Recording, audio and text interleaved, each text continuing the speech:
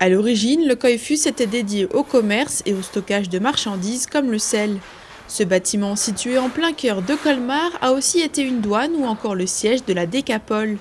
Son architecture et son histoire en font un lieu unique. Sa dernière restauration remonte à fin 1800, alors le Coiffus avait grand besoin de travaux de rénovation. Il a fallu changer pas mal, notamment de pièces de bois. Donc c'est pas juste de l'entretien.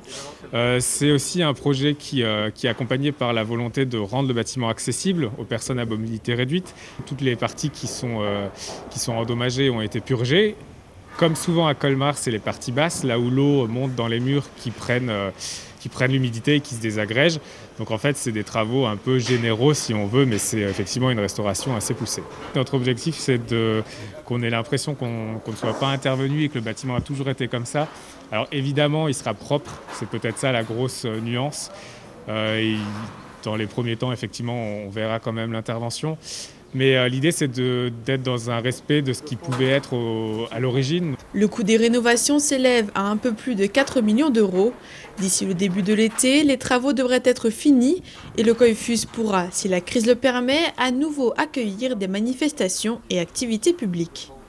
J'espère qu'au mois de juin, on pourra installer autour de belles terrasses, que les visiteurs pourront apprécier ce bâtiment sans voiture.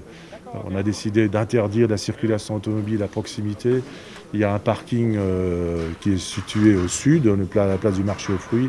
On envisage également l'interdiction de stationnement à proximité de ce bâtiment pour qu'il soit totalement mis en valeur dans un cadre vraiment magnifique.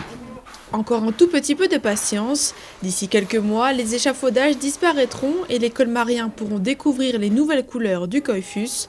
Après avoir été unifiés au XIXe siècle, les 3 volumes qui composent le bâtiment seront légèrement différenciés par plusieurs nuances d'enduit notamment.